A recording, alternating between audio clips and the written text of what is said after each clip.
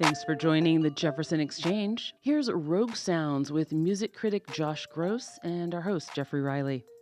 Josh Gross, happy May, and welcome back to the Jefferson Exchange. Happy May to you as well, Jeffrey. We do have a pretty good lineup of stuff, as always. It seems like there's never a shortage of musical stuff, particularly when you look at the region, as you do, from in this case, Grants Pass to Reading. There's lots of fun stuff. Yeah, well, and I mean, every month I say, this is a great month for life. But May really is kind of like the start of, like the touring season. Mm-hmm. And, obviously there was a sort of long fallout after COVID. And, like a lot of groups last year were still sort of figuring their things out. But this year, everyone's back up to full speed, So it's like everyone that had a project has gotten it off the ground. Every project that had been shelved and is coming back is back fully. So it's like everyone's out hitting the road, and this is the time that they're all going to start doing it. This is going to be an incredible summer for live music for that reason. I'm going on tour, and I realized I'm missing all of my favorite bands because they're all touring at the same time. So, well, the perils of stardom, huh? Yeah, I know, right? It's a hard knock life. Truly. All right, now we start off with a May 10th session. This is Palmer Squares coming to Johnny B's in Medford. This is called Dead House.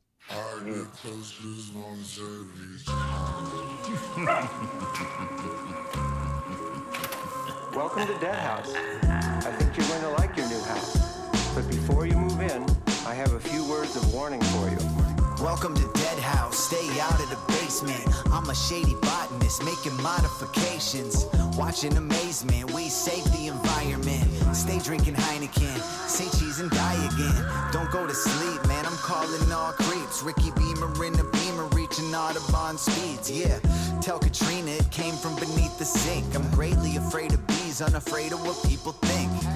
You ever seen a snowman in Pasadena? I'm an adamant believer that the grass is always greener on the other side. It's the Phantom of the Auditorium, making waves, hitting 88 in my DeLorean. I pour imported gin until I wake up on the floor again. I know a thing or two. I wish I could have included more of that. It's just for the interest of time. I mean, but his rhymes are so good, and how does he breathe, for that matter?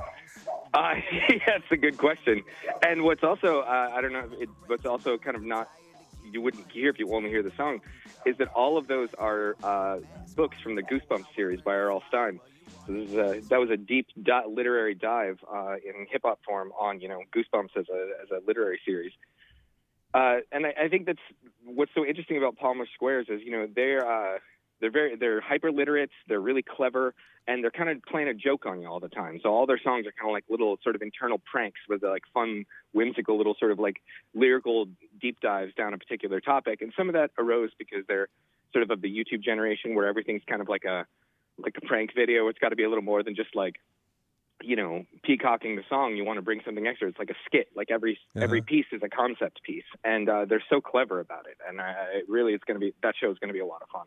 Yeah, I found myself, but by the time we got to, have you ever seen a snowman in Pasadena? A smile had broken across my face from side to side. Yeah, well, and if you watch, like I said, if you watch the video, every time he does one of those, he holds up the Goosebumps book that he's referencing, and that's how you can tell. It's just like, wow, this is really, really sophisticated stuff, All right, Josh Gross is with us on another edition of Rogue Sounds here on the Jefferson Exchange. That is Palmer Squares coming to Johnny B's in Medford on May 10th. May 13th at the Dip in Reading, we get to hear from Emily Wolfe, and we'll get to hear Emily Wolfe's song right now. This is called Dead End Luck.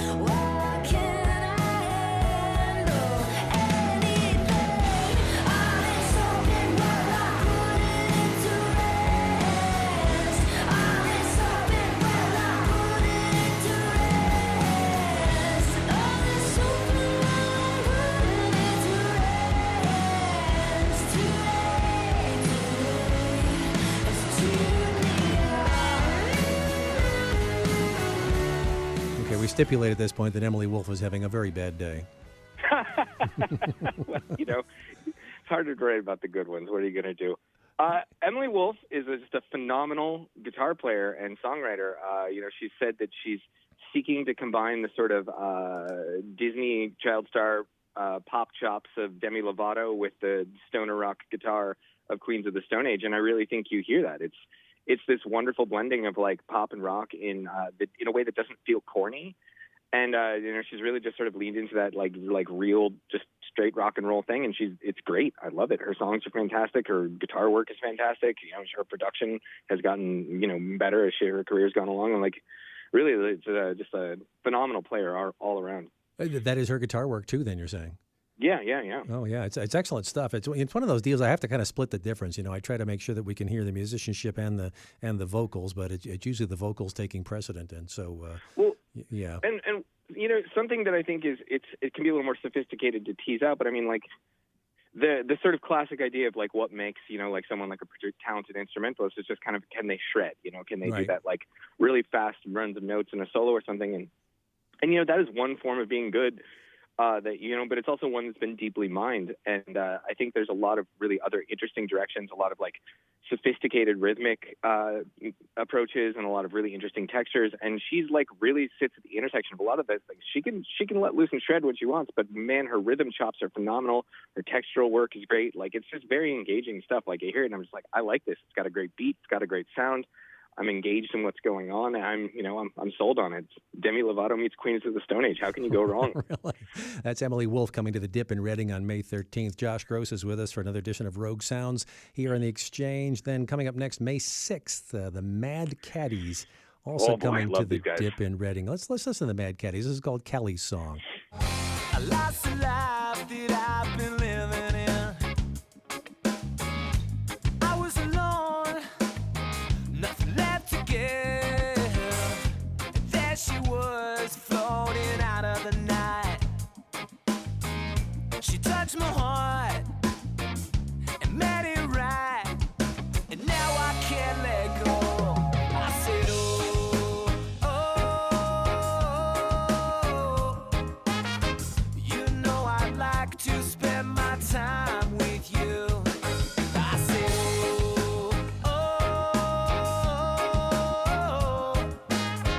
it'd be just fine to spend my time with you. My time with you.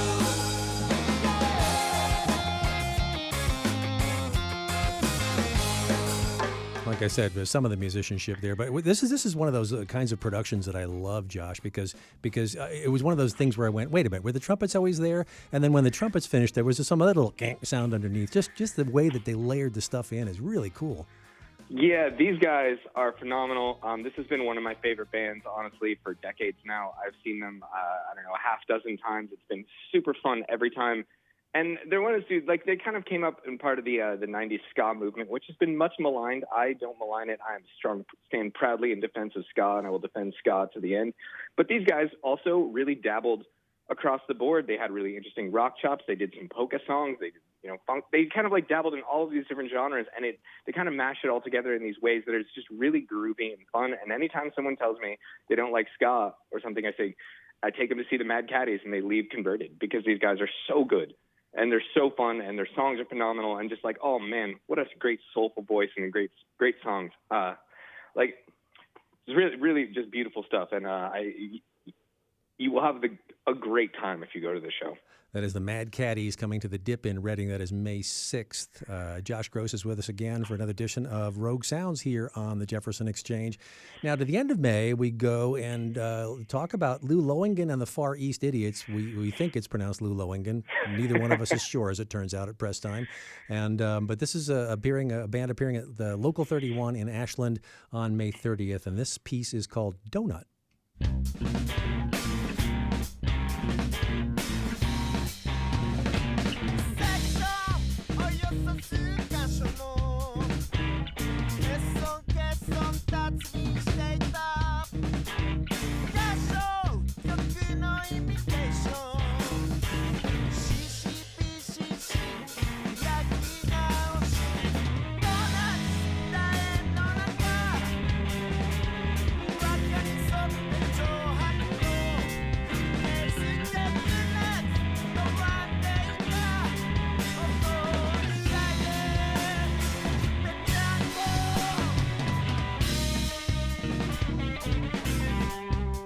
Here again, big kudos to the musicianship. I've been hearing this piece for about 18 hours now. I still don't know the time signature.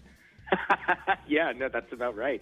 The level of musicianship of this band is like off the charts. I've seen them. I've only seen them once before, but it was on a Monday night, also in Ashland at Local 31, and they came in, and it was just these folks came in because they were friends with the local band that was playing with them that had brought them in on tour, and everyone was just jaw on the ground at how good these guys were.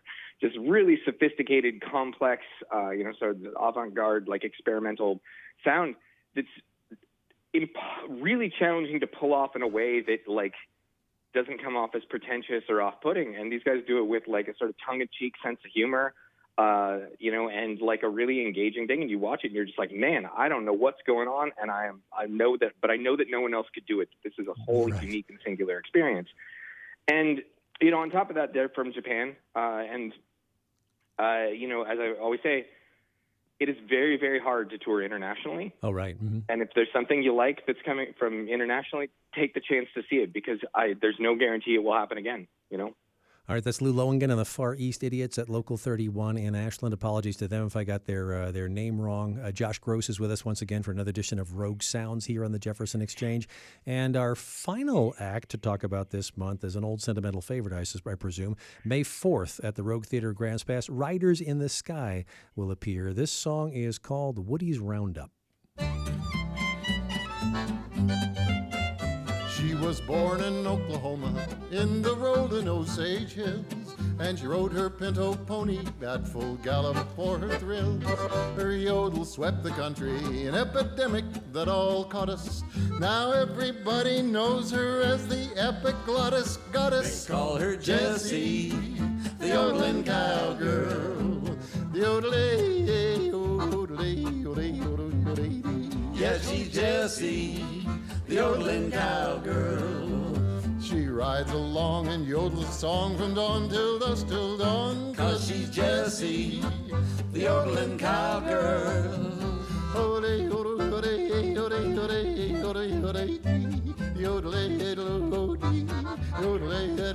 Gene Shepherd's here, look out. I will always remember the epiglottis goddess.